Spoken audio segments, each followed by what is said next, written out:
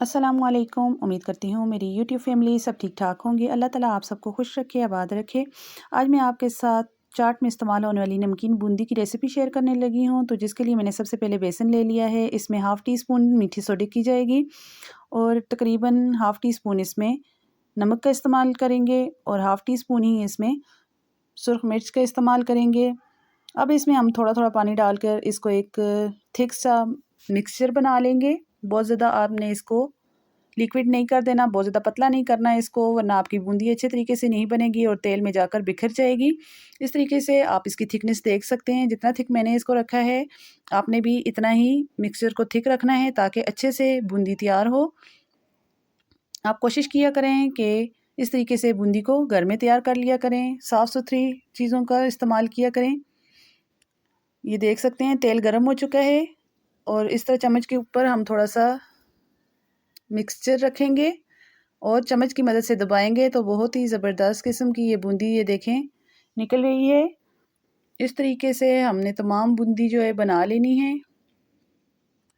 ये बहुत ही ज़बरदस्त, बहुत ही अच्छे टेस्ट में ये जो है हम घर में तैयार कर सकते हैं। बहुत कम टाइम में बहुत ज़्यादा बूंदी हम इसे बनाकर पूरे रमज़ान के लिए सेव कर सकते हैं।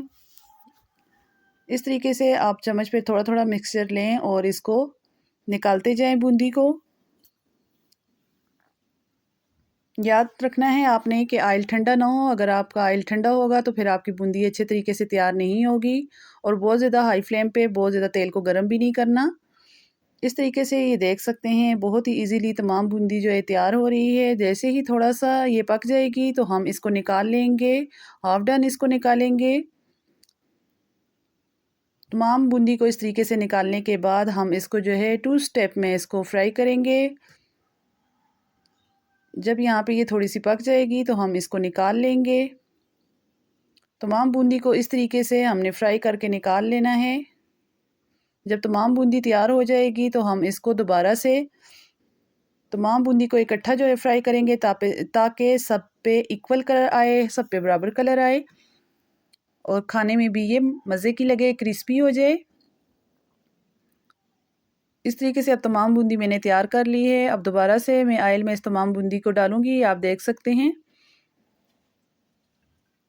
काफ़ी हद तक ये क्रिस्पी भी हो चुकी है। मज़ीद इसको और क्रिस्पी करने के लिए हम दोबारा से इसको फ्राई करेंगे। आप चाहें तो ऑयल ज़्यादा भी ले सकते हैं। मैं ऑयल कम यूज़ कर रही हूँ क्योंकि मुझे दोबारा फ्राइंग के लिए जो है न्यू ऑयल इस्तेमाल करना है। कम ऑयल का इस्तेमाल इसलिए करती हूँ ताकि ये जल्दी से ऑयल ख़त्म हो जाया करे और दोबारा कोई भी चीज़ फ्राई करने के लिए न्यू ऑयल इस्तेमाल करूँ।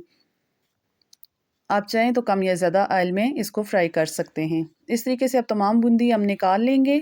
जब तक मैं इस बूंदी को निकालती हूँ आप जल्दी से मेरी वीडियो को लाइक कर दें। चैनल पर नए हैं तो सब्सक्राइब करना ना भूलें। वीडियो अच्छी लगती है तो एक अच्छा सा कमेंट कर दिया करें। ये आप देख सकते हैं कितनी ज़बरदस्त क्रिस्पी और क्रंची जो है हमारे पास ये बूंदी तैयार हो चुकी है। आप इसकी साउंड भी सुन सकते हैं। बहुत ही मज़ेदार और झटपट ये बूंदी हमने घर में तैयार कर ली है। अब मैं आपको दिखा देती हूँ इसकी फ़ाइनल लुक। इसी के साथ अब मैं आपसे इजाज़त चाहूँगी। मिलती हूँ नेक्स्ट रेसिपी के साथ। अपनी दुआओं में याद रखिएगा। अल्लाह हाफ़िज़।